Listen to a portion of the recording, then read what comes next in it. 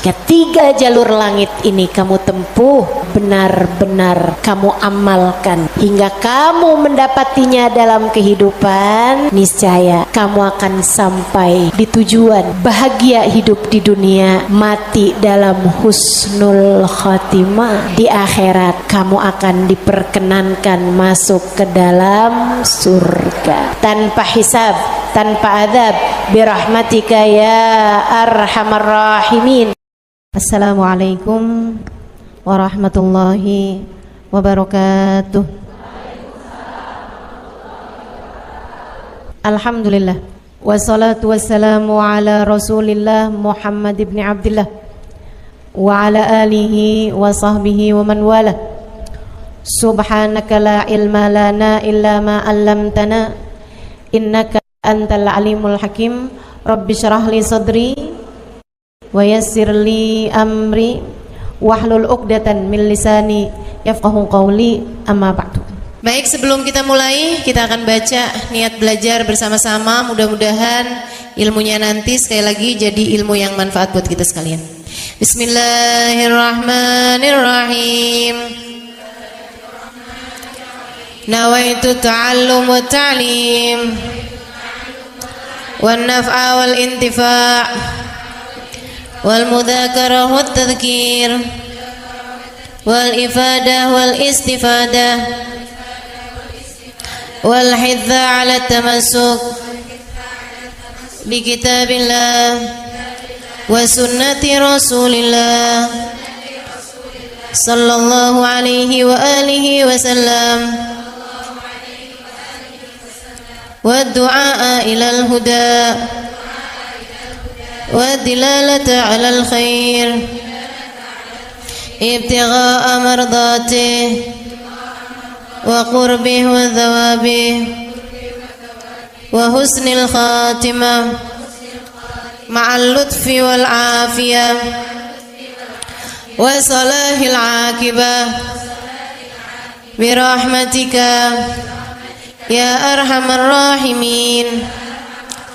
La hadratin Nabi Muhammad sallallahu alaihi wasallam wa alihi washabihi azwaji wa dzurriyyati wa ahli baiti wasallim wa jamil anbiya wal mursalin wal kulli ajma'in anna Allah yaghfiruhum wa yarhamuhum wa ya'li darajatihim fil jannah wa yanfa'una barakatihim wa asrarihim wa anwarihim wa ulumihim wa nafaatihim fid din wa dunya wal akhirah. Al-Fatihah, baca bersama-sama. A'udzu billahi minasyaitonir rajim. Bismillahirrahmanirrahim. Alhamdulillahi rabbil alamin. Arrahmanir rahim. Maliki yaumiddin. Iyyaka na'budu wa iyyaka nasta'in. Ihdinas siratal mustaqim. Siratal ladzina an'amta 'alaihim ghairil maghdubi 'alaihim waladdallin. Amin. Taqabbalallah minna wa minkum, taqabbal ya karim. Peta kebahagiaan hidup dunia membawamu kepada kebahagiaan hidup akhirat. Peta untuk membuatmu kenal kepada Sang Pencipta. Jalan hidup yang dapat membawamu menuju surga. Ini namanya jalur langit. Yang paling rugi yang gak mau ngikutin peta ini. Yang paling sukses yang jalan hidupnya mengikuti peta ini, mengikuti jalur langit ini. Karenanya adik-adik, ibu-ibu, saudariku sekalian yang saya muliakan, izinkan saya di kajian pada siang hari ini menyampaikan padamu tentang bagaimana cara kita menempuh perjalanan menuju Allah Subhanahu wa ta'ala lewat jalur langitnya. Biar gak sumpek hidupmu di dunia, biar matimu husnul khotimah, biar di akhirat nanti dapat masuk surga. Bukankah itu yang kamu mau? Bukankah itu yang kamu inginkan? Adik-adik, bukankah itu adalah cita-citamu? Betul? bahagia di dunia, mati husnul khotimah, di akhirat masuk surga. Adakah keinginan lebih tinggi daripada itu? Adakah cita-cita lebih mulia daripada itu? Enggak ada. Mesti menempuh jalur langitnya, karena surga adanya di langit. Karena segala kebaikan-kebaikan turun dari alam langitnya Allah Subhanahu wa taala menuju ke alam dunia ini. Saat kamu rasa dadamu sesak di dunia, maka naiklah ke atas dan menengadahlah. Maka dada langit siap untuk merengkuhmu, menjadikan sesakmu tak lagi bernilai apa-apa. Sesakmu jadi lega, sesakmu jadi lega. Ayo nih, buat adik-adik yang kegalauan mulu, dengerin saya. Buat ibu-ibu yang pusing mulu, terutama kalau lihat sisa saldo akhir bulan, dengerin saya. Simak baik-baik jalur langit. Gimana sih caranya kita menempuh jalur langit? Pertama,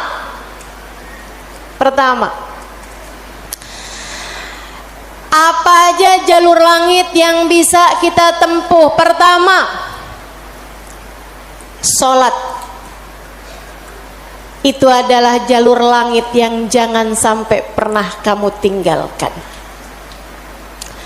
Sayyidina Muhammad Al-Bagir berkata kepada putranya Sayyidina Ja'far As-Sadiq, "Ya bunay, ittasil billah."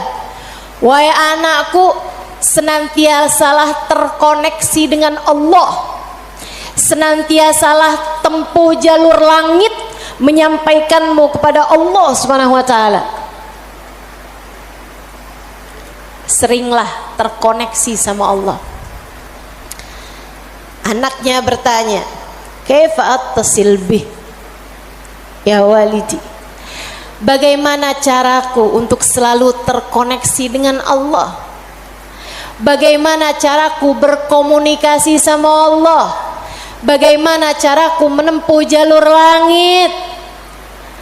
Ayahandanya berkata, kalau kamu ingin kamu berbicara dengan Allah, sholatlah. Kalau kamu ingin Allah berbicara kepadamu, bacalah Al-Quran. Jadi cara pertama tersambung sama Allah adalah sholat. Jangan tinggal sholat. Jangan tinggal sholat meski siapapun yang mengatakannya. Misalnya ada orang gelarnya apa kek, profesor, doktor, belakang namanya juga ada banyak. Ada banyak gelar-gelar SAG, sarjana alam gaib. Misalnya gitu. Tapi sebenarnya apa SAG itu ya? Sarjana agama. Oh, maafkan saya ya. Saudaraku sekalian yang saya muliakan, sepanjang apapun gelar yang dimiliki seseorang, kalau dia sampai mengatakan misalnya sholat, itu sudah tidak relevan lagi di zaman sekarang. Agama ini semakin maju. Karenanya makna sholat bukan seperti yang disampaikan para ulama. Misalnya dia ngomong begitu, sholat itu tujuannya mengingat Allah, aqimis sholata lidzikri. Kamu kalau udah bisa ingat Allah nggak pakai sholat, ya itu udah cukup sebagai sholat. Nah nih, hati-hati ucapan-ucapan yang tidak bertanggung jawab semacam ini. Salat itu kewajiban dari Allah. Allah yang punya jalur langit, Allah yang tahu bagaimana cara tersambung dengan Allah Subhanahu wa taala. Dan dia yang telah menamakan salat sebagai salat dari kata-kata wasala yasilu silatan, yang artinya adalah hubungan, tersambung. Orang yang punya salat, menjaga salatnya, dia akan senantiasa tersambung dengan Allah. Dia adalah orang-orang yang menjaga jalur langit. Komunikasi langitnya tetap tersambungkan. Jagain sholat. Dek, jagain. Tapi saya belum bisa khusyuk Ustazah. Nggak apa-apa. Saya masalahnya kalau sholat suka ngelambiar pikiran kemana-mana Ustazah. Sama. Saya juga. Sama. Tapi nggak apa-apa. Jangan pernah tinggal sholat. Imam Ghazali bahkan menyebutkan salah satu penyebab kematian dalam su'ul khatimah, salah satu penyebab iman tercabut dari dalam hati di saat kematian datang, naudzubillah min dzalik, nomor 1 tarkus shalah, meninggalkan salat. Tiang agama kita. Siapa yang salatnya benar, ibadahnya benar. Siapa yang ibadahnya benar, hidupnya benar. Siapa yang hidupnya benar, bakalan matinya benar. Siapa yang matinya benar, di akhirat dapat kehidupan yang menyenangkan. Karenanya mesti, harus, nomor 1 kamu benahi dalam hidupmu, jangan tinggal sholat. Sesibuk apapun kamu, sholat jangan tinggal, Dek. Sedang mengerjakan aktivitas penting semacam apapun, sholat jangan pernah tinggal, Bu. Jangan pernah tinggal sholat. Sebab orang kalau lagi ninggal sholat, bukan hanya karena dia nggak mau sholat, tapi karena dia tidak diizinkan Allah untuk menghadap kepadanya. Telah diputuskan jalur antara dia dengan Allah Subhanahu wa taala. Naudzubillah min dzalik, jalur langit telah terputus darinya. Itu kayak punya HP tapi nggak ada sinyal, nggak bisa dibikin apa-apa HP-nya. Punya HP nggak ada sinyalnya, Bu, nggak ada kartunya, mau dipakai apaan? Mau dipakai ngulek sambel? Ya kan enggak gitu. Karenanya teman-teman sekalian, sholat jangan tinggal. Kamu kalau dibikin sama Allah dalam hidup nggak ngerjain sholat, kamu perlu menangisi hal tersebut. Kenapa gitu? Saya sering sampaikan, orang ketika sholat bukan hanya karena dia mau sholat, akan tetapi karena dia masih punya nilai di sisi Allah, sehingga Allah masih izin. Allah kalau benci sama satu makhluknya, sama seorang hambanya, Allah nggak akan izinkan orang tersebut menghadapkan dirinya kepada Allah dalam sholatnya. Dia kirain dia yang nggak mau sholat, padahal Allah yang nggak mau dia menghadap kepadanya. Telah diputus jalur antara dia dengan Allah Subhanahu wa ta'ala. Na'udzubillah min dzalik. Ada yang nanya sama saya, Ustazah, saya nih kan lagi belanja nih Ustazah, kan sibuk tuh kan. Belanja di mana? Di mall saja. boleh nggak Ustazah saya jamak sholat saya? Lah ngemol di jamak sholat agak nih.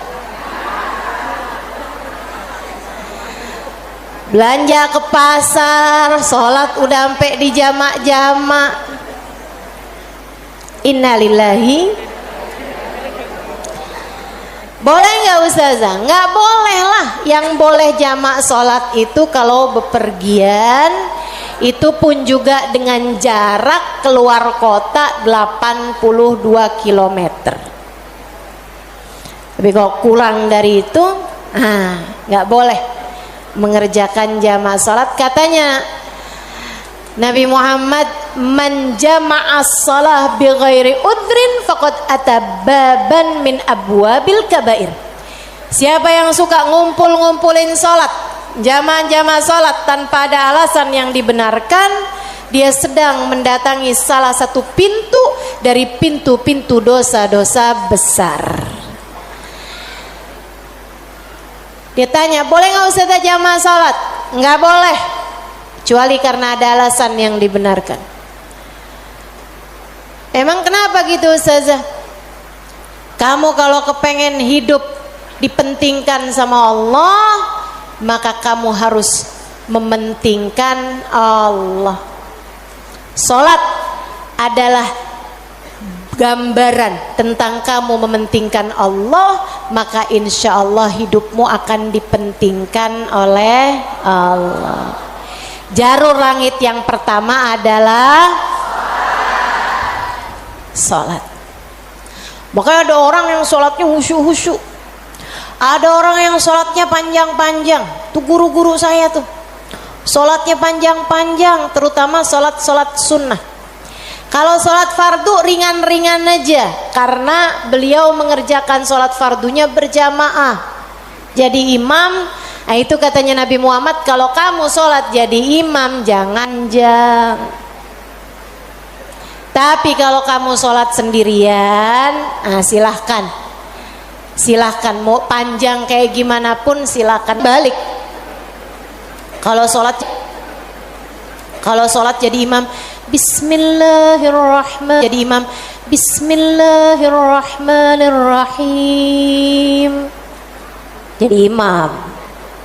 Dalam sholat sendirian, Bismillahirrahmanirrahim. Jalur langit yang indah, jangan pernah jadikan doa hanya sekedar, sebab doa adalah semua yang kamu perlukan. Bu, Kak, Dek, Nak, dengerin saya. Kamu yang sekarang adalah hasil dari doa-doamu di masa lalu. Coba liatin dirimu itu. Kamu yang sekarang adalah hasil dari doa-doamu di masa lalu. Orang-orang besar yang kamu lihat sekarang ini adalah hasil dari doa-doanya di masa-masa lalu. Oh, kamu lihat, orang itu pinter banget ya.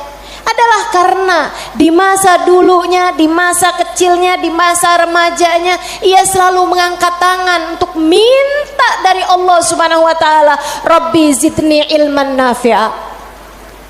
Ya Allah, tambahkanlah untukku ilmu yang bermanfaat. Ya Allah, ajarkanlah kepadaku ilmu-Mu.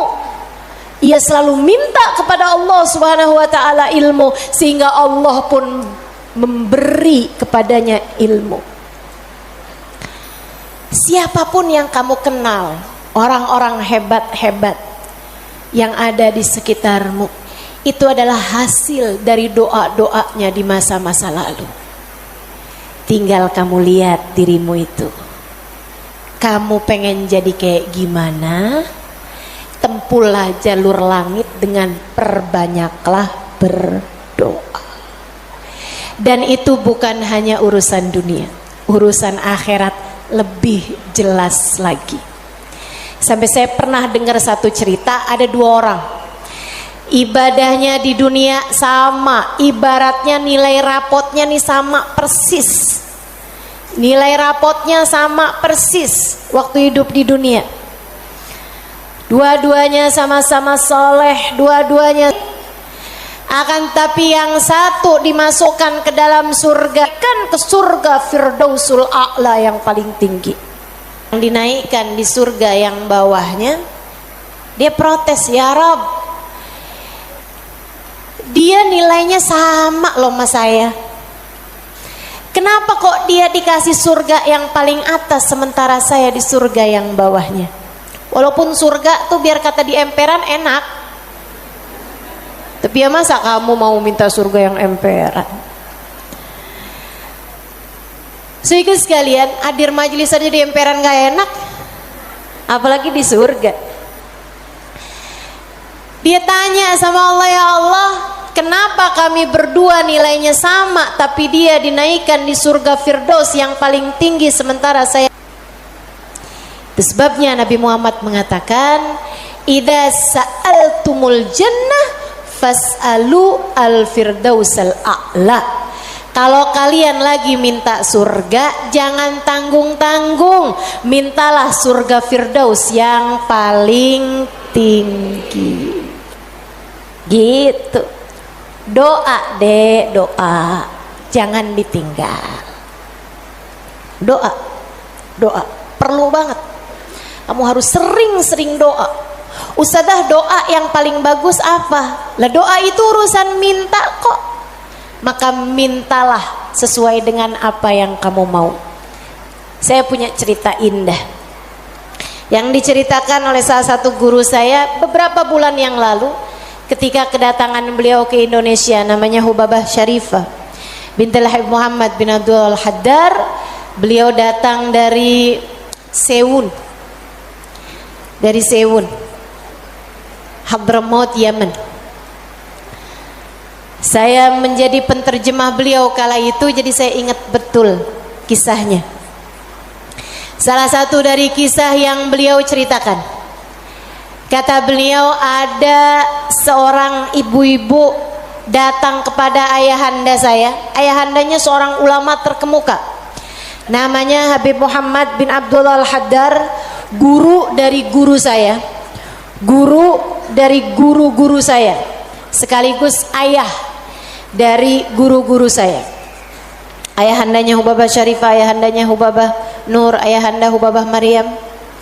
Habib Muhammad bin Abdullah Al-Haddar, pemilik Ribat Bayda di kota Bayda, Yaman sana itu. Sehingga sekalian, beliau seorang pendakwah, seorang yang mustajabud dakwah, yang doanya mustajab. Satu waktu ada seorang ibu datang dalam keadaan menangis terisak-isak kepada ayahandanya di saat Hubabah Syarifah sedang ada di sisi ayahandanya. Ibu tersebut bilang, Habib, tolong doakan anak saya, Bib. Anak saya bandel sekali, Bib. Saya susah banget. Ajakin dia sholat susah, ajakin dia kerjain kebaikan susah. Anaknya bandel, nggak mau denger apa kata saya. Tolong saya, Bib, doakan anak saya, apa yang harus saya lakukan.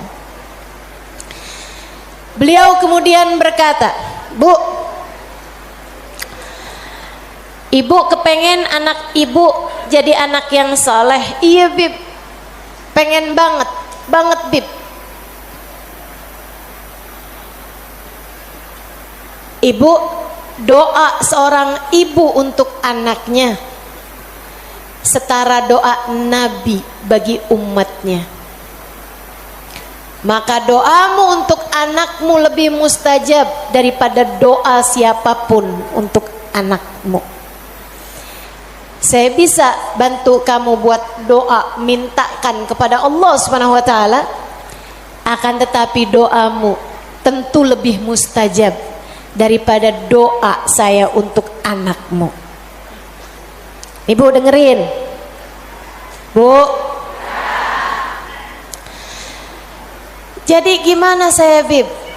Ibu bangun di waktu malam, ibu tahajud beberapa rakaat, kemudian seperti kamu menangis di hadapan saya untuk minta anakmu didoakan oleh saya, menangis pulalah di hadapan Allah. Sampaikan kepada Allah apa yang kamu sampaikan kepadaku, atau apa yang ingin agar saya sampaikan kepada Allah tentang anakmu, sampaikan pula itu kepada Allah Subhanahu wa taala. Baik Bib, pulang dikerjain. Nah itu perempuan kalau solehah gitu tuh, kalau dengar kebaikan, sami'na, saya dengar, kemudian saya patuhi. Ini yang dengar di sini juga insya Allah seperti itu. Apa yang didapat pada hari ini semoga dapat diamalkan. Yang pertama tadi jangan tinggal. Yang kedua tadi barusan ini perbanyak jalur langit.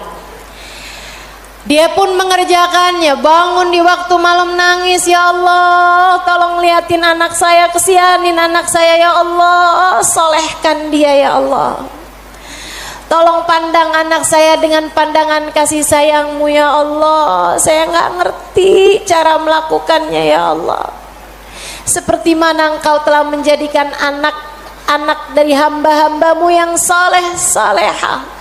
Kau jaga mereka, jaga pula lah anakku ya Allah, jauhkan dari segala dosa-dosa, jauhkan dari segala kejahatan-kejahatan, tolong jaga anak saya ya Allah.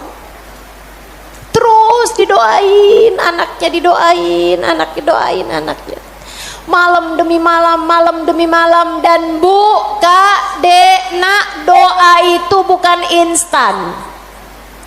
Doa itu tidak seperti kamu nyeplok telur sekarang mateng sekarang, nggak gitu, nggak gitu. Doa itu Allah mau lihat kesungguhan hatimu dalam meminta. Perlu waktu yang sering kali tidak sebentar, sebab Allah mau melihat kesungguh-sungguhanmu.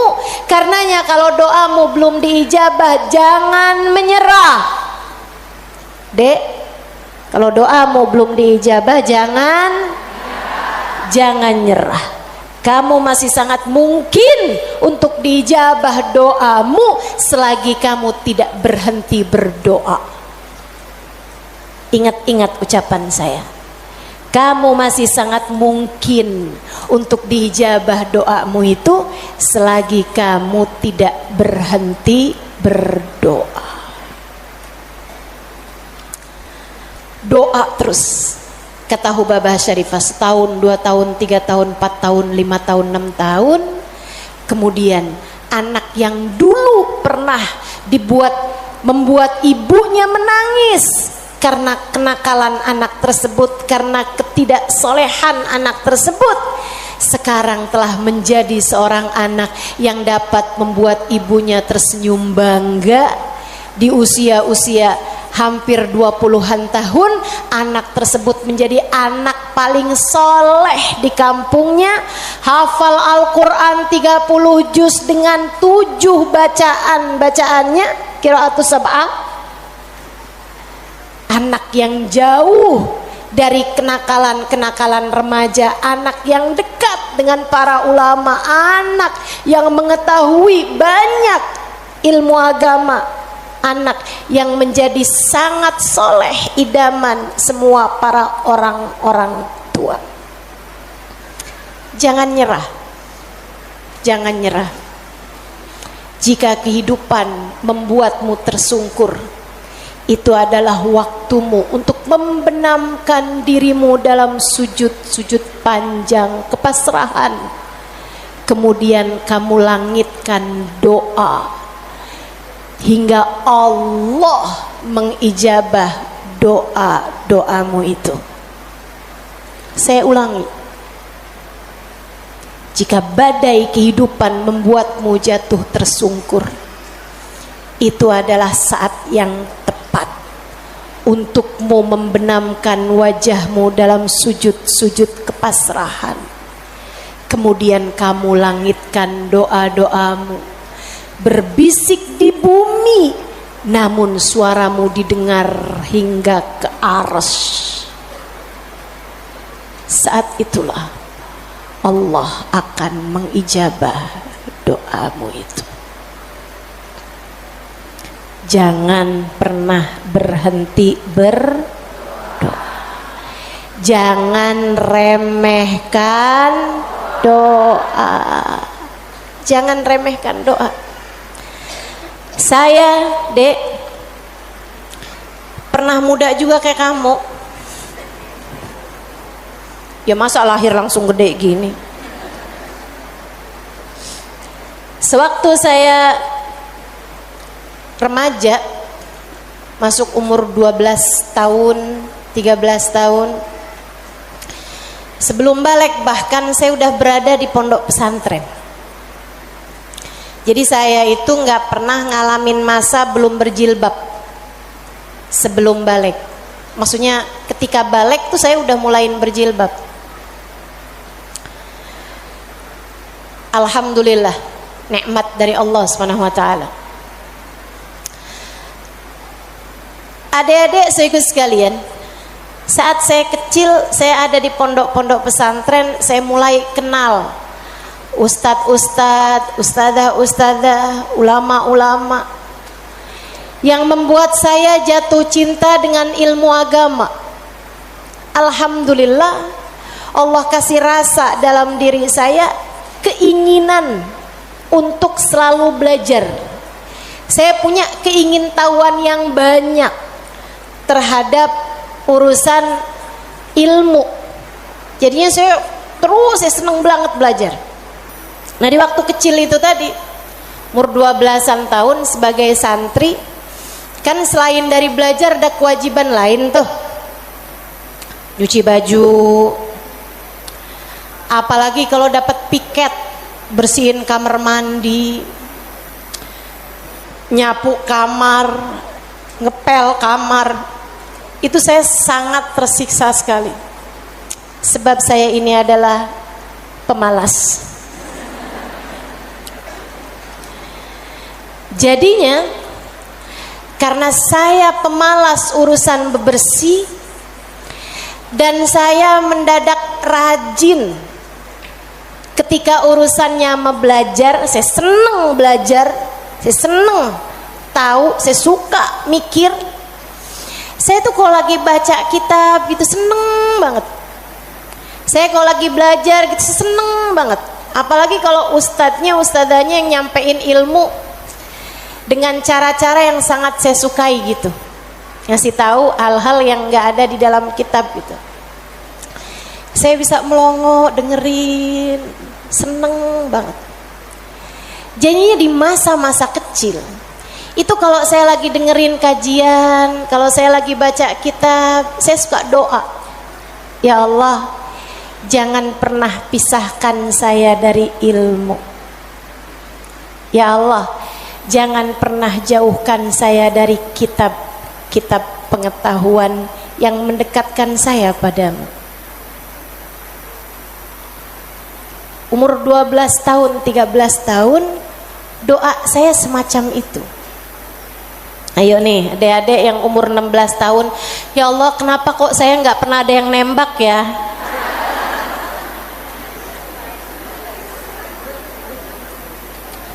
Kata Allah, ya karena aku sayang padamu, karena aku berkehendak untuk menjagamu gitu. Ini malah dipertanyakan, saya kurang cakep apa ya? Kok nggak ada yang naksir sama saya gitu? Siapa kek, tukang kebun, satpam sekolah? Jangan ya dek, jangan. Kalau kakak kelas boleh ustazah, jangan juga. Jangan pacaran.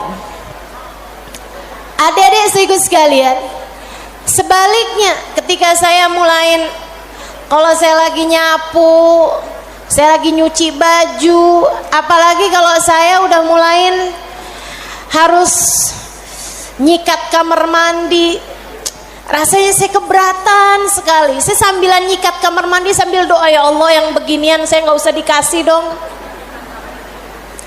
Ya Allah selamatkan saya dari hal-hal yang semacam ini. Alhamdulillah, alhamdulillah. Saya habisnya itu juga mondok-mondok pesantren, tapi bisa dihitung dengan jari waktunya di mana saya harus nyuci baju, di mana saya harus ngepel, di mana harus nyapu gitu. Kayak alhamdulillah, saya punya banyak orang-orang yang mau mengerjakannya buat saya. Alhamdulillah. Allah bakal kasih. Kata Allah Subhanahu wa taala, "Ud'uni astajib lakum." Mintalah kepadaku, niscaya akan aku ijabah. Minta, doa, jangan berhenti berdoa. Ayo adik-adik, kamu punya panjang masa depan insyaallah. Umurmu mudah-mudahan masih tersisa panjang insyaallah. Jangan sesali dengan di masa tua kamu enggak dikasih hal-hal besar dalam kehidupan karena kamu tidak pernah memintanya kepada Allah. Minta, ya Allah, pandanglah aku dengan pandangan kasih sayang-Mu. Ya Allah, seperti mana Engkau menjaga hamba-hamba-Mu yang soleh-solehah, tolong jaga saya juga ya Allah. Dek, minta sama Allah. Saya serius berkata padamu, dengarkan saya. Saya menyampaikan nasihat sebagai orang tua kepadamu, Dek, kepadamu nak. Minta sama Allah, yang dekat sama Allah. Karena kalau kamu merasa, kok saya punya orang tua nggak terlalu sayang ya sama saya, kamu tahu nggak kenapa dalam hidup kamu seringkali merasa bahwa orang tuamu nggak cukup sayang sama kamu, guru-gurumu sepertinya nggak sayang sama kamu. Saya kasih tahu, saat Allah membuat hatimu patah dari berharap kepada manusia, itu adalah cara Allah untuk mengenalkan kasih sayangnya yang tak terbatas padamu. Dekatilah Allah. Orang lain mungkin merasa bosan denganmu, tapi Allah tidak. Allah tidak. Allah tidak akan bosan denganmu kecuali jika kamu yang bosan dengannya. Allah tak akan meninggalkanmu kecuali jika kamu yang meninggalkan Allah. Maka atas nama cinta saya sampaikan padamu, Dek, dengerin saya. Bu, dengerin saya. Atas nama cinta saya sampaikan padamu, jangan pernah tinggal Allah. Yang dekat sama Allah, mintalah terus kepada Allah. Mintalah terus kepada Allah. Minta pandangan kasih sayangnya tertuju padamu. Minta Rahman Rahimnya, rahmatnya Allah kasih kepadamu. Minta agar dalam keadaan apapun Allah tak pernah berhenti menyayangimu. Mintalah permintaan yang tak akan pernah kamu sesali.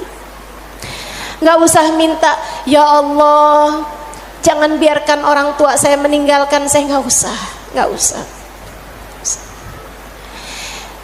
Kamu, Bu, jangan minta, ya Allah, jangan biarkan hati suami saya berpaling dari saya. Kamu mau minta juga, terserah. Tapi yang saya sampaikan padamu adalah bahwa hal yang semacam itu bisa kamu syukuri, bisa pula kamu sesali.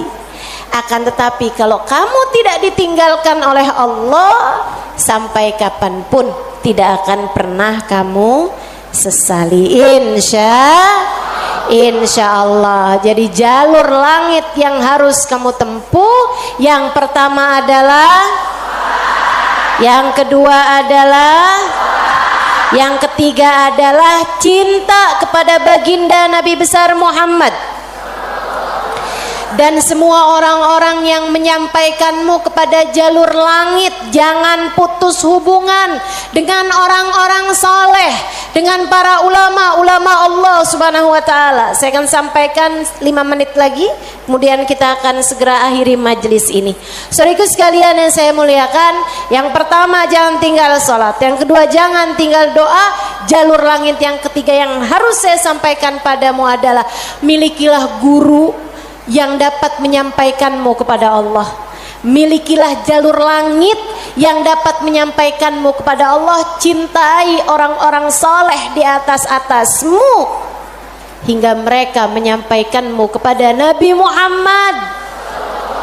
Kemudian Nabi Muhammad menyampaikanmu kepada Allah. Beliaulah tali Allah subhanahu wa ta'ala.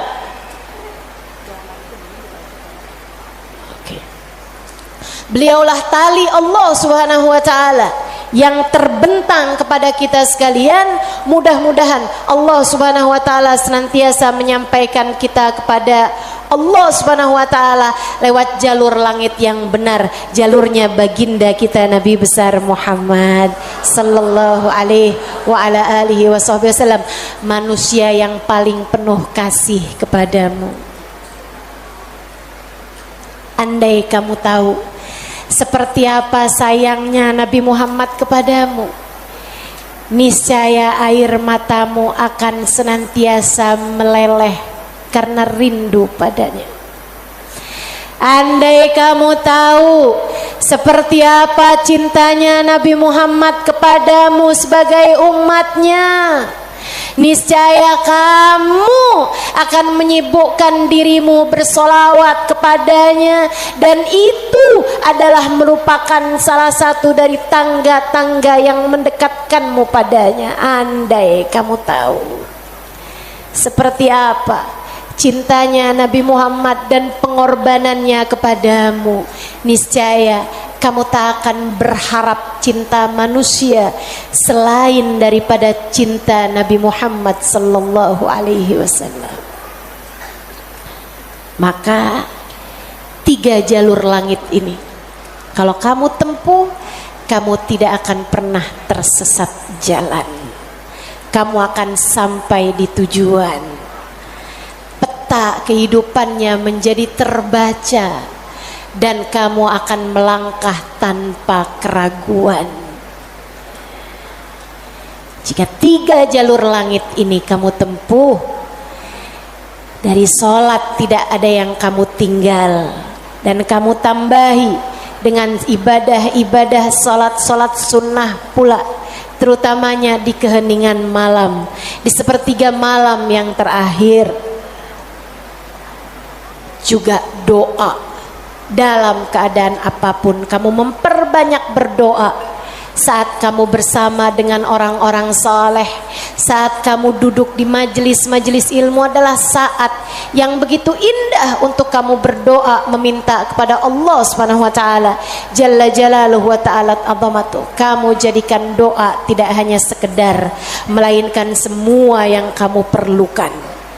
Kemudian besar cintamu kepada baginda Nabi besar Muhammad sallallahu alaihi wasallam, maka itulah 3 dari rahasia jalur langit yang dapat saya sampaikan kepadamu. Jika ketiganya benar-benar kamu amalkan hingga kamu mendapatinya dalam kehidupan, niscaya kamu akan sampai di tujuan, bahagia hidup di dunia, mati dalam husnul khatimah.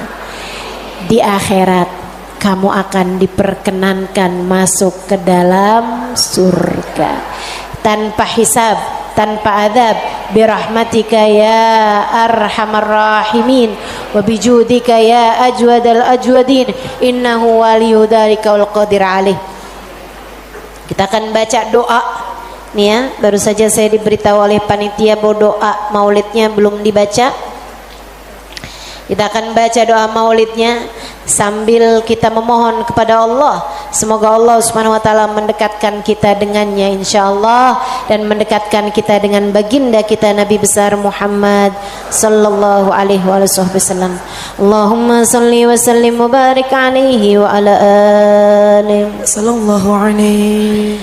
Alhamdulillahi Rabbil Alamin. Allahumma salli wa sallim ala Sayyidina Muhammadin wa ala alihi wa sahbihi ajma'in. Wa laqad ashartu lin'ati man awsafuhu tuhyil quluba tuhayyijul asjana. Wallahu qad adna alayhi fama yusawil qawlu minna wa yakunu thanana. Lakinna hubban bisarairi qad alimati safwati rabbina wa ahadana.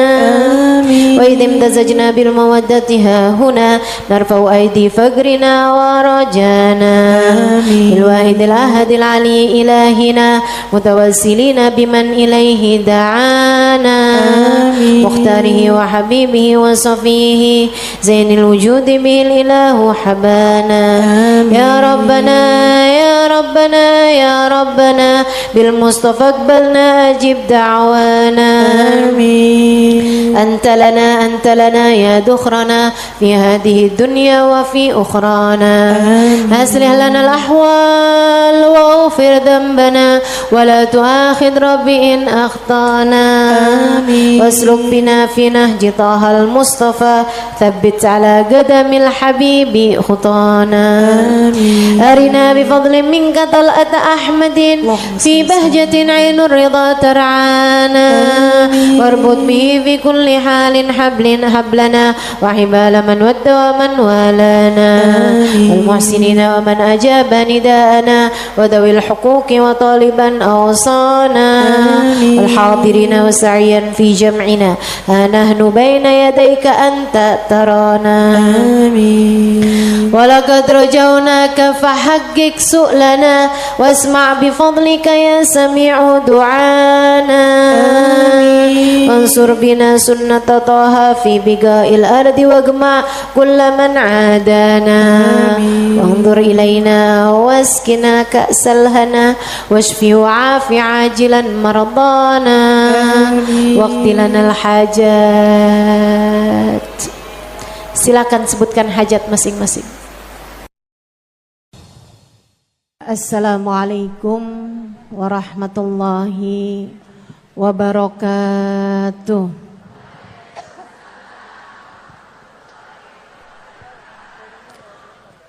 Alhamdulillah.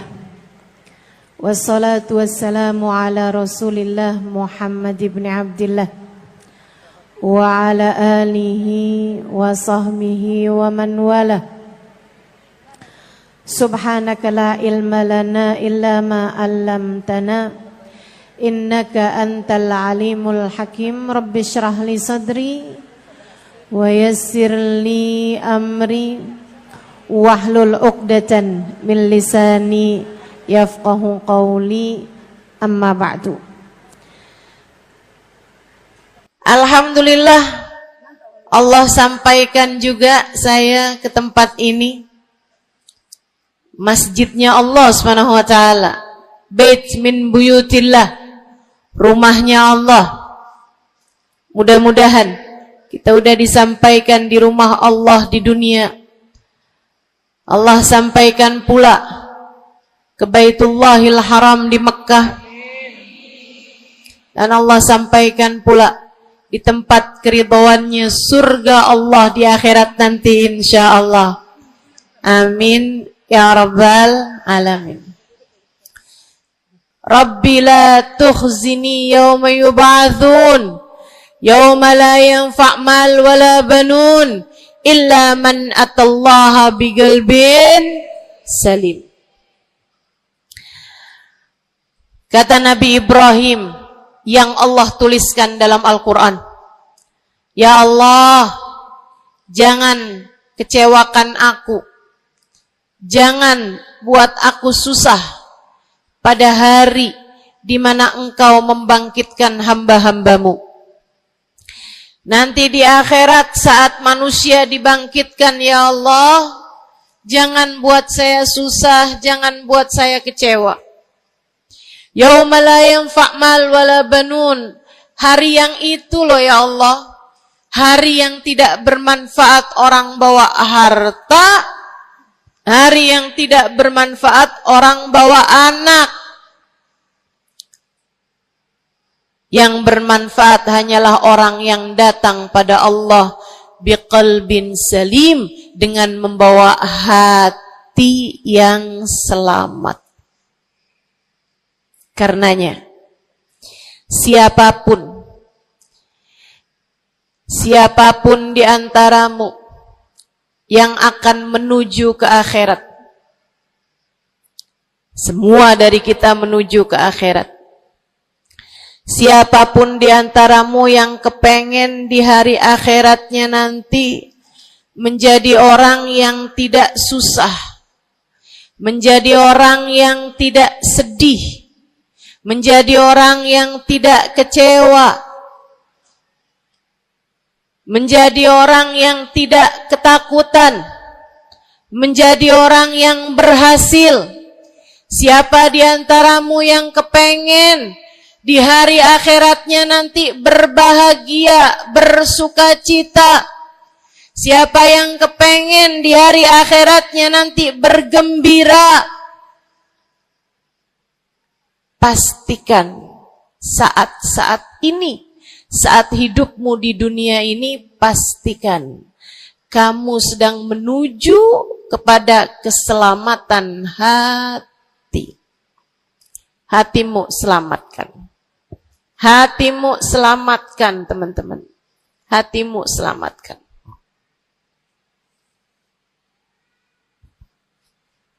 Semoga Allah karuniakan kepada kita selamatnya hati, insyaallah. Amin. Semoga Allah menyelamatkan hati kita semua. Semoga Allah menyelamatkan hati kita semua. Nabi kita Muhammad menyebutkan dalam salah satu hadisnya, ala inna fil jasadi mudghah, idza salahat salahal jasad kulluh, wa idza fasadat fasadal jasad kulluh. Ala wahiyal qalbu. Kata Nabi, ketahuilah sungguhnya dalam diri manusia terdapat segumpal darah. Apabila ia bagus, ia selamat, ia bersih, selamatlah seluruh anggota tubuhnya. Apabila ia rusak, ia hancur, ia gelap, ia mati, maka hancur pulalah seluruh anggota tubuhnya. Ala wahiyal qalbu, ketahuilah segumpal darah tersebut bernama hati. Maka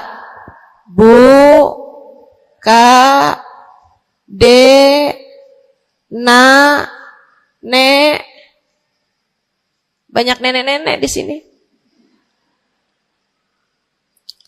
Saya sampaikan padamu pesan dari hati saya yang terdalam. Berhati-hatilah dengan hati. Yang hati-hati sama hati, apa yang ada di dalamnya? Coba silahkan kamu pikirkan nih, kondisi hati saya ini kayak apa. Kita kalau badan lebih gampang ngerasainnya. Saya kalau ditanya, Ustazah lagi sakit? Iya. Sakit apanya Ustazah? Kaki. Saya bisa jawab. Tapi kalau kamu ditanya misalnya, gimana kabar hati kamu?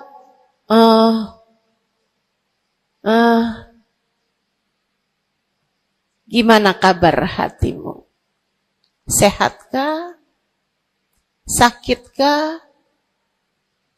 Atau bahkan sakaratul maut? Hatimu bercahayakah? Gelapkah? Atau bahkan mati? Bagaimana kabar hatimu, teman-teman? Bagaimana kabar hatimu? Innallaha la yanzur, kata Nabi Muhammad dalam hadis yang lain. Innallaha la yanzur ila suwarikum wala ila absyarikum, walakin yanzur ila qulubikum. Sungguhnya Allah tidak melihat kepada badan kalian, Allah tidak melihat kepada warna kulit kalian. Allah nggak peduli hidung kamu mancung ataukah pesek. Allah nggak peduli kulit wajahmu mulus ataukah berjerawat. Allah nggak peduli kamu tinggi ataukah pendek. Allah nggak peduli warna kulitmu semacam apa. Yang Allah Subhanahu wa taala lihat, yang Allah Subhanahu wa taala perhatikan adalah hatimu. Adakah ia mulus? Adakah ia penuh dengan penyakit-penyakit? Yang Allah pandang darimu adalah hatimu. Nih, sekarang saat kamu duduk sama rata di tempat ini, teman-teman. Meskipun ada yang lebih tinggi, ada yang lebih rendah, tapi kita duduk nih sama-sama di tempat ini nih. Nilaimu di mata Allah bukan seberapa dekat jarak antaramu dengan saya. Nilaimu di mata Allah bahkan bukan bergantung dari jam berapa kamu datang. Ketika kamu sama rata duduk di tempat ini, yang Allah pandang darimu adalah hatimu. Sedang berada di manakah saat ini? Yang duduk di tempat ini sembari mikirin ntar pulang enaknya makan apa ya?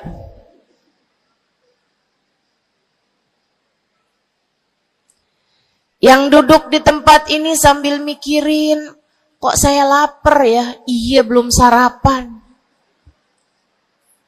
Gara-gara buru-buru, takut nggak kedapatan tempat duduk. Gara-gara buru-buru, kepengen bisa lihat mukanya Ustazah Halimah yang viral.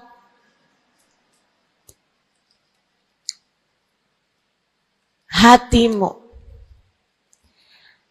Allah melihat darimu nilaimu di hadapan Allah. Nilaimu di hadapan Allah saat ini bukan bergantung dari seberapa awal kamu datang. Bukan bergantung pada hal-hal yang lainnya. Akan tetapi yang Allah lihat darimu adalah hatimu. Adakah Allah di dalamnya? Adakah Allah di dalamnya? Adakah Allah di dalamnya? Pun demikian dengan kamu saat sholat, pun demikian saat kamu sedang sedekah. Semuanya masalah hati, teman-teman. Semua masalah hati. Kata guru saya Sayyidil Habib Umar bin Hafid, al-madar kullal madar fi salahil gulub. Urusan segala urusan, sumber segala macam urusan, dasar segala macam urusan ada pada bagusnya hati. Kalau udah hatinya bagus, bagus semuanya. Kalau udah hatinya busuk, busuklah semuanya. Semoga Allah selamatkan kita dari busuknya hati. Semoga Allah selamatkan kita dari busuknya hati. Amin ya rabbal alamin. Dunia, akhirat, masalah semuanya ada pada hati. Karenanya yuk kita bahas gimana sih caranya nyelamatin hati. Yang pertama, kalau kamu pengen tahu caranya nyelamatin hatimu, yang pertama,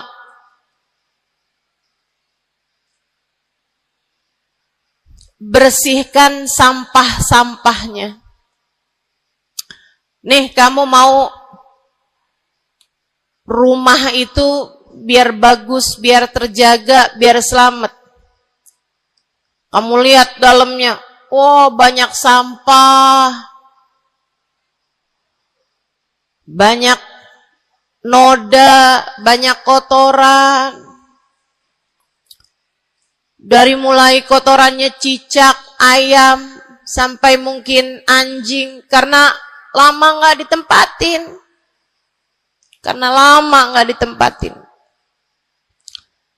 Ada banyak di antara kita yang kondisi hatinya semacam itu. Sampah begitu banyak dalam hatinya. Ada banyak di antara kita umat Islam yang kondisi hatinya semacam itu. Begitu banyak sampah di dalam hatinya tersebut. Semoga Allah selamatkan semuanya. Amin. Maka hal pertama, kalau kamu kepengen punya hati yang selamat, yang nomor satu adalah bersihkan hatimu dari semua sampahnya, keluarin. Apa sampahnya hati?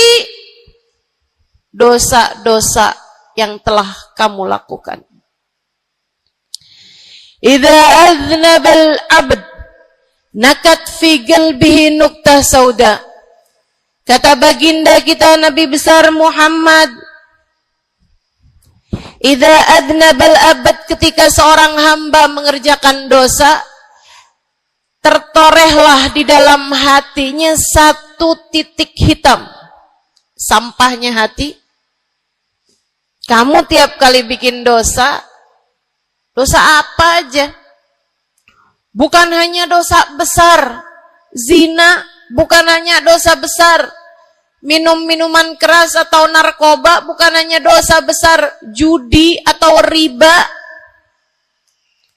bukan hanya dosa-dosa besar. Kalau itu titik hitam yang sangat besar tertoreh di dalam hatimu itu. Bahkan dosa-dosa kecil, sekedar marah-marah sama suami, atau ngambil uang suami. Gimana? Pernah? Rezeki istri solehah ustazah. Lagi mau nyuci, kelihatan, alhamdulillah. Emang haram ya ustazah? Ya haram, bukan punya kamu. Kan katanya ada hak istri dalam harta suami. Iya betul kalau dia kasih.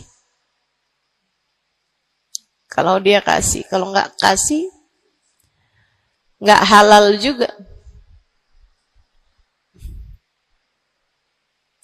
Bahkan dosa-dosa kecil, seperti melihat tetangga, terus kamu bilang, ya ampun, cakep banget ya. Nyesel saya nggak kawin sama dia.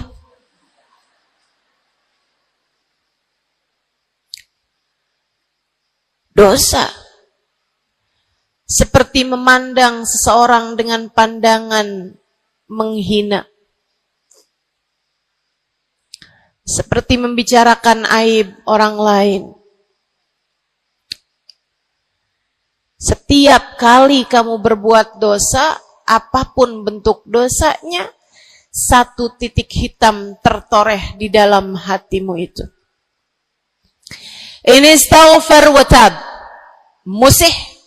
Kalau dia beristighfar, kalau dia bertaubat, dihapuslah titik hitam tersebut. Wa illa, kalau enggak, ya tetap aja ada.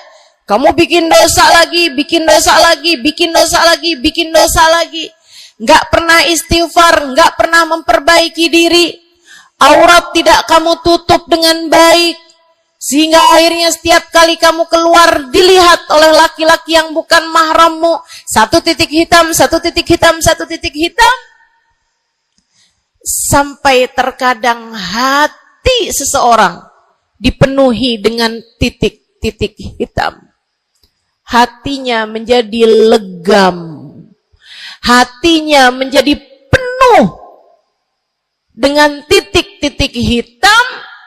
Semakin bertambah lagi, jadilah karat. Jadilah karat. Kalau udah jadi karat, na'udzubillah. Ini yang Allah sebutkan di dalam Al-Quran.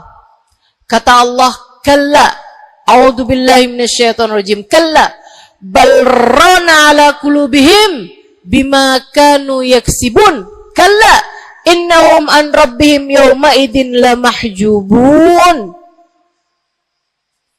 Kalla, kata Allah, balran, ada karat di dalam hati mereka, tersebab dosa yang menumpuk tanpa pernah dimohonkan ampunan. Kalla, innahum an rabbihim yawma idzin lamahjubun. Orang kalau hidup bawa karat hasilnya apa? Orang kalau hidup bawa karatnya hati hasilnya apa ya Allah? Kalla innahum an rabbihim yawma idzin lamahjubun. Orang yang hatinya punya karat, pada hari tersebut ia akan terhalang dari Allah Tuhannya. Guru saya Sayyidil Habib Umar bin Hafid menyampaikan tafsir mengenai ayat ini. Kata Habib Umar bin Hafid, tidak mati dengan membawa iman. Orang yang hatinya penuh dengan karat, apabila datang ajal menjemput, iman tercerabut dari dalam hatinya, hingga ia pun mati, keluar dari atas muka bumi ini dengan tanpa membawa iman Islam.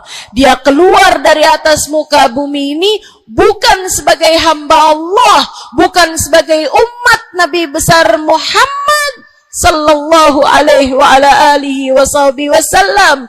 Dia meninggal dunia dalam keadaan su'ul khatimah. Na'udzubillah min dzalik. Jangan biarkan karat memenuhi hatimu. Jangan biarkan hatimu, dosa-dosa yang telah kamu lakukan menjadi berkarat dalam hatimu itu. Saya kesian sama kamu. Enggak apa-apa. Hidup terus-terusan ngontrak, enggak apa-apa. Hidup enggak pernah punya kendaraan sendiri, enggak apa-apa. Enggak pernah punya HP yang canggih, enggak apa-apa. Saya hidup di atas muka bumi ini, enggak pernah ada yang datang melamar saya. Jadinya sampai di usia di atas 30-an tahun, saya masih menjomblo, Ustazah. Enggak apa-apa. Ustazah, saya udah menikah 10 tahun, belum ada anak juga, Ustazah. Enggak apa-apa. Ustazah, suami saya kawin lagi, Ustazah. Enggak apa-apa.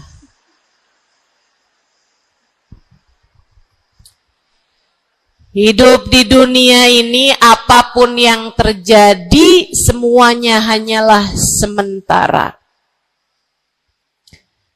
Kamu hanya perlu memastikan agar tatkala datang ajal menjemput, kamu punya modal.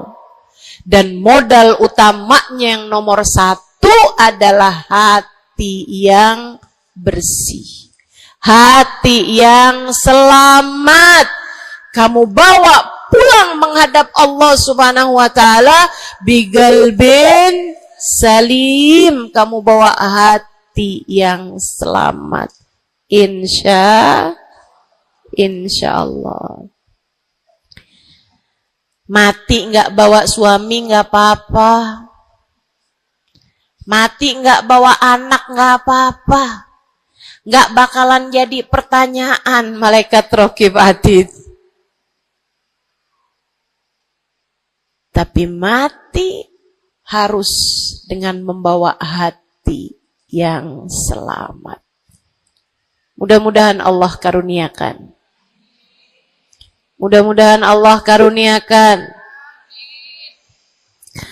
Saudaraku sekalian yang saya muliakan, maka bersihkan sampah-sampah dalam hatimu itu. Caranya gimana nih, Ustazah? Dosa-dosa saya emang udah banyak banget. Saya di masa muda, di masa remaja, bahkan sampai udah tua juga nih, bergelimangan dengan dosa demi dosa. Banyak dosa saya, Ustazah. Saya zaman muda berada dalam masa jahiliyah. Dosa, segala dosa saya kerjakan. Apa yang harus saya lakukan? Bersihkan karat-karat dalam hatimu itu dengan taubat. Minta ampun sama Allah. Minta ampun sama Allah. Kamu perlu nangis sama Allah. Kamu perlu sungguh-sungguh minta ampunan sama Allah. Dosa segede gunung, kalau Allah mau melemparkannya ke dalam lautan ampunan, inna kaba'irad dunubi ful ghufrani kalamami. Katanya sahibul burda, sesungguhnya dosa-dosa besar dalam lautan ampunan, ia hanyalah seperti buih di dalam lautan. Gak ada artinya apa-apa kalau Allah mau ampuni. Dosa sebesar apapun, kalau Allah mau ampuni gak ada artinya. Tapi dosa sekecil apapun, kalau Allah mau perhitungkan, kamu gak akan selamat. Saya sampaikan padamu atas nama cinta. Dosa sekecil apapun yang kamu lakukan, jika ia tidak berjumpa dengan ampunan Allah, kamu bisa tidak selamat. Iblis nyembah Allah 70.000 tahun lamanya. Sujud di atas bumi, dia sujud, bumi dihancurkan, Allah naikin dia ke langit. Di atas langit dia sujud, ganti-ganti posisi sujudnya. Karenanya Imam Ghazali dalam kitabnya Minhajil Abidin mengatakan, ma min buk'ah minal ard was sama, tidak ada satu jengkal tanah, baik di bumi ataupun di langit, illa waqad sajad iblis fihi sajdah. Iblis udah pernah sujud di sana, di semua tempat di bumi maupun di langit. Paling banyak ibadahnya ternyata bukan seorang wali. Paling banyak ibadahnya ternyata bukan seorang nabi. Kalau hitung-hitungan panjang-panjangan ibadah, ibadahnya iblis lebih panjang daripada siapapun dari makhluknya Allah Subhanahu wa ta'ala yang pernah tinggal di bumi ini. Akan tetapi dia nggak nurut. Iblis ibadah 70.000 tahun, nggak nurut sekali doang, sekali aja. Wa idh qulna lil malaikati isjudu li Adam fasajadu illa iblis. Ketika kami memerintahkan seluruh makhluk yang ada di langit, seluruh malaikat, kami perintahkan, wahai malaikat-malaikatku, sujudlah kalian kepada Adam. Fasajadu, mereka semuanya sujud. Illa iblis, kecuali iblis doang. Tantang, petenteng gak mau sujud. Allah tanya, ma manaka antas judali Adam id amartuk? Iblis, apa yang bikin kamu gak mau sujud kepada Adam? Padahal aku yang telah memerintahkanmu. Bukankah kamu selama ini sujud di bumi, di langit untuk menyembahku? Sekarang aku perintahkan padamu untuk sujud. Kenapa kamu gak mau sujud padanya? Iblis gak bilang, ya Allah, kan perintahnya tadi malaikat. Saya kan bukan malaikat ya Allah. Gak gitu. Gak gitu. Saudariku sekalian yang saya muliakan, bahkan iblis gak bilang, males ya Allah saya sujud, lagi bisulan, misal. Enggak gitu juga. Makanya orang yang meninggalkan taat karena malas, karena bodoh misalnya, itu lebih dimaklumi teman-teman. Daripada yang kayak iblis ini nih. Ketika ditanya apa yang membuatmu gak mau sujud, wahai iblis kepada Adam, iblis dengan pongahnya, dengan sombongnya mengatakan, ana khairun minhu, saya lebih baik daripada Adam. Khalaqtani min nar wa khalaqtahu min tin. Saya berasal dari api, sementara Adam berasal dari tanah. Tanah diinjak-injak ya Allah, sementara api begitu hebatnya. Fahbit minha fa innaka rajim. Kata Allah, kita yang taat sama dosa sama-sama baik.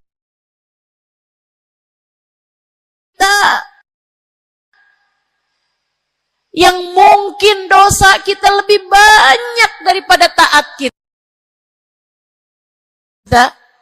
Kayak katanya Habib Ali Habsyi, kadang ada orang Islam, malaikat raqib yang nyatet pahala nganggur berbulan-bulan. Sementara malaikat atid yang nyatetin dosa sibuk bener. Gimana dengan kita? Iblis hanya satu saja melanggar aturan Allah. Allah kemudian mewahyukan padanya, keluar kamu wahai iblis dari surgaku. Sesungguhnya kamu terkutuk. Kamu, kalau Allah mau memperhitungkan satu saja dosa kamu, kamu gak akan selamat. Saya sampaikan padamu, iya kamu, semua yang dengerin saya. Kalau Allah mau memperhitungkan satu saja dosamu, kamu gak akan selamat. Kamu tidak akan selamat. Tapi kan saya anaknya Fulan bin Fulan. Tapi kan saya keturunannya Fulan bin Fulan. Tapi kan saya istrinya Fulan bin Fulan. Bu, Kak, Dek, Nak, nggak selamat siapapun kamu. Anaknya Nabi Nuh, nabinya Allah tenggelam. Pamannya Nabi Muhammad, paman baginda kita Nabi besar Muhammad, Abu Lahab, Allah tuliskan kehancurannya, kecelakaannya, kebinasaannya di dalam Al-Quran. Mau siapa yang kamu andalkan? Tapi kan saya udah banyak bikin taat, saya tiap malam bangun tahajud. Kamu nggak nyampe seujung kukunya ibadah iblis 70.000 tahun. 70.000 tahun. Sujud pada Allah SWT di tiap jengkal tanah. Nih tanah yang sekarang kita jejak ini pernah dibikin sujud sama iblis. Waktu iblis tinggal di atas muka bumi ini. Tapi semuanya enggak manfaat. Kalau Allah mau memperhitungkan satu saja dosa hambanya, ia tidak akan selamat. Sebab Allah hanya mau menerima hati yang tidak ada sampah di dalamnya. Sebab hanya berkenan menerima hati yang tidak ada noda-noda di dalamnya. Sampah hatimu bersihkan, dosa-dosamu taubati, mintalah ampun kepada Allah. Mintalah ampun kepada Allah. Bangunlah di waktu malam, mandilah dengan mandi taubat. Saat-saat mandimu kamu bilang dalam hatimu, ya Allah, sebagaimana air membersihkanku dari segala kotoran-kotoran di badanku, ya Allah, bersihkanlah dosa-dosaku dengan hujan ampunanmu.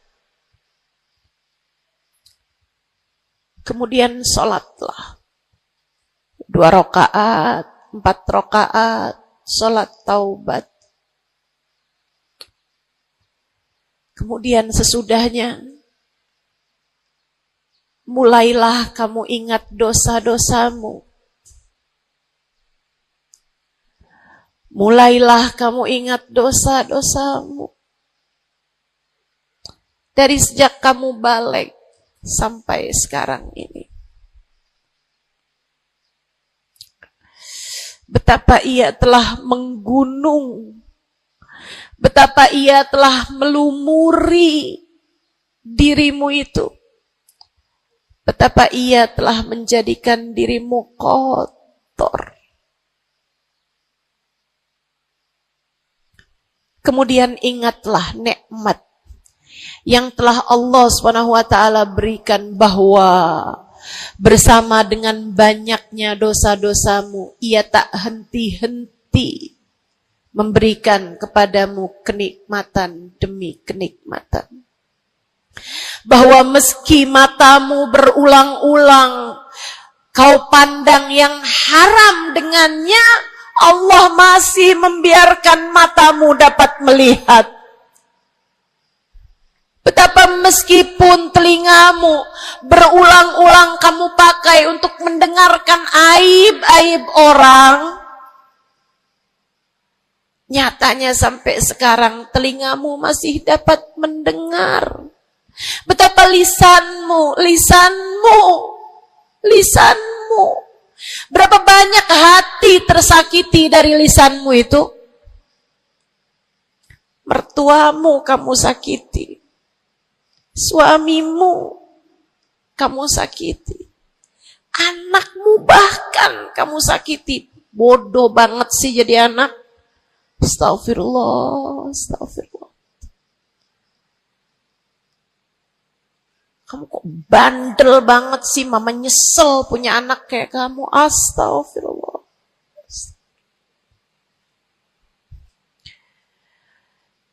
Betapa lisanmu menyakiti hati tetanggamu, saudara-saudarimu, sahabat-sahabatmu, orang-orang di sekelilingmu, merasakan gangguan dari lisanmu itu, tersakiti dari lisanmu itu. Tapi meskipun entah sudah berapa banyak dosa tercatat dari lisanmu, Allah masih tetap membiarkan lisanmu dapat berbicara sampai saat ini. Nikmat tak henti-henti Allah berikan kepadamu, bukan? Betapa durhakanya diri kita. Namun betapa penuh rahmatnya Allah kepada kita. Betapa berlumurannya kita dengan dosa-dosa. Namun betapa Allah bersama dengan segala dosa-dosa yang kita lakukan, tak henti-hentinya membanjiri kita dengan kenikmatan. Wa in ta'uddu ni'matallahi la tuhsuha. Kalau kamu mau hitung nikmatnya Allah, kamu tak akan pernah mampu menghitungnya. Sesudah kamu ingat-ingat dosamu, kamu ingat nikmat Allah kepadamu, kamu ucapkan seperti ucapan baginda Nabi Muhammad. Allahumma anta rabbi, la ilaha illa anta khalaqtani wa ana abduka wa ana ala ahdika wa wa'dika mastata'tu a'udzu bika min syarri ma sana'tu abu'u laka bi ni'matika 'alayya wa abu'u bi dhanbi faghfir li fa innahu la yaghfiru dzunuba illa anta. Ya Allah, Engkau adalah Tuhanku. Tak ada Tuhan kecuali Engkau. Aku adalah hamba-Mu yang Kau perintahkan buat taat, yang Kau perintahkan untuk menepati janji semampuku. Ya Allah, aku berlindung dari buruknya perbuatan yang telah aku lakukan. Begitu buruk, begitu jelek dosa yang telah aku perbuat padamu, ya Allah. Abu'u laka bi ni'matika 'alayya. Ya Allah, Engkau selalu datang padaku dengan berbagai macam kenikmatan-kenikmatan. Wa abu'u bidzambi, sementara aku selalu datang padamu dengan dosa demi dosa. Faghfirli, ampunilah aku ya Allah. Fa innahu la yaghfiru dzunuba illa anta. Bukankah tak ada yang dapat mengampuni dosaku selain Engkau ya Allah. Minta ampun sama Allah. Minta ampun sama Allah. Yang serius, menangislah di hadapannya. Menangislah di hadapannya. Dalam keheningan malam saat tiada sesiapapun yang melihatmu. Jauhkan dulu apapun yang dapat membuatmu kehilangan konsentrasi. Jangan lagi khusyuk-khusyuk begitu tiba-tiba kedengaran suara Shopee.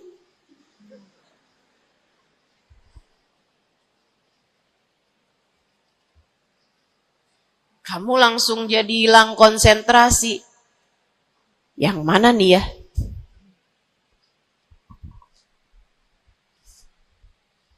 Bismillah. Kalau kamu pengen punya hati yang selamat, nomor 1 adalah taubat. Taubatan nasuha. Taubat yang sungguh-sungguh. Nyesel telah berbuat dosa. Meninggalkan dosa-dosa tersebut. Berjanji untuk tidak mengulanginya lagi.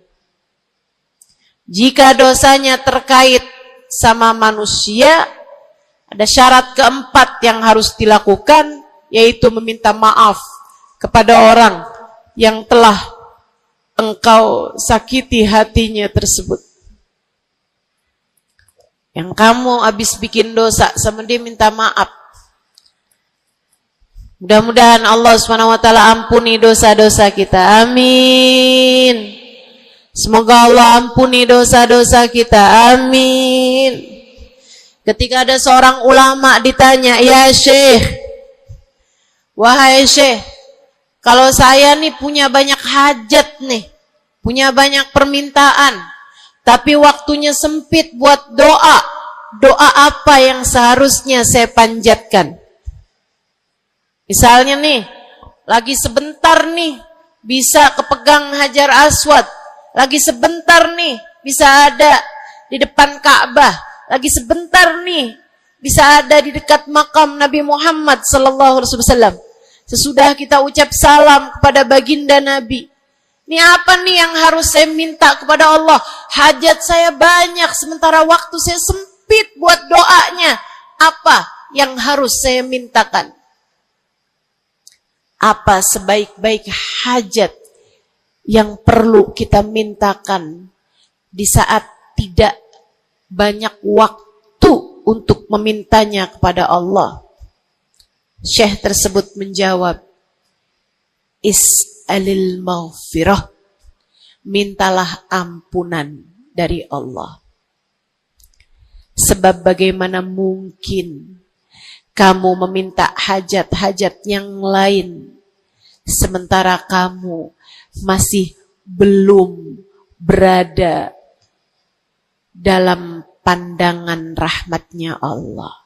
Kamu masih terusir dari pintunya.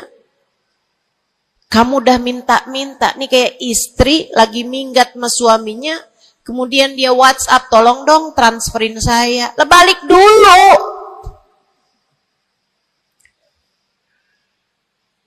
Baru minta. Tiap kita ngerjain dosa adalah tiap langkahan kita menjauh dari Allah Subhanahu wa ta'ala. Tiap kali kamu mengerjakan dosa adalah langkahan-langkahanmu menjauh dari Allah Subhanahu wa ta'ala. Karenanya mendekat dulu, masuk dulu, Allah bukain pintu dulu, baru deh silahkan minta yang lainnya.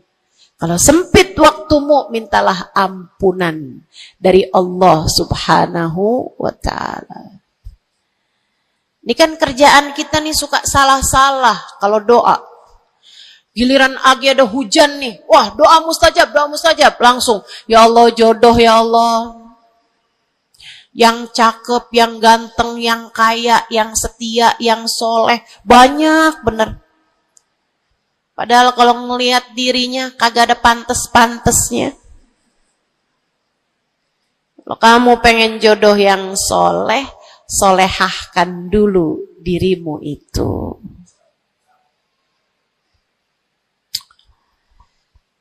Begitu datang hujan, ya Allah, duit yang banyak ya Allah, duit yang banyak ya Allah. Mintalah dulu ampunan. Sebab kamu mati nggak bawa jodoh nggak apa-apa, kamu mati nggak bawa duit nggak apa-apa. Tapi kita mati harus bawa ampunan Allah Subhanahu wa ta'ala. Sebab dosa akan mengotori ruang hati kita. Maka syarat utama hati yang bersih adalah keluarkan sampah darinya dengan cara taubat. Mohonlah ampun pada Allah. Secara serius. Cukup sekali ustazah? Enggak cukup. Lo dosanya banyak. Tiap habis sholat minta ampun. Tiap ada kesempatan buat doa minta ampun. Tiap lagi datang hujan minta ampun. Tiap lagi ziarah ke makam Nabi, ke makam wali, minta ampun sama Allah. Tiap lagi datang orang soleh, katanya doa sambil memandang wajah orang soleh mustajab. Apa yang mesti kita minta? Minta ampunan dari Allah Subhanahu wa ta'ala.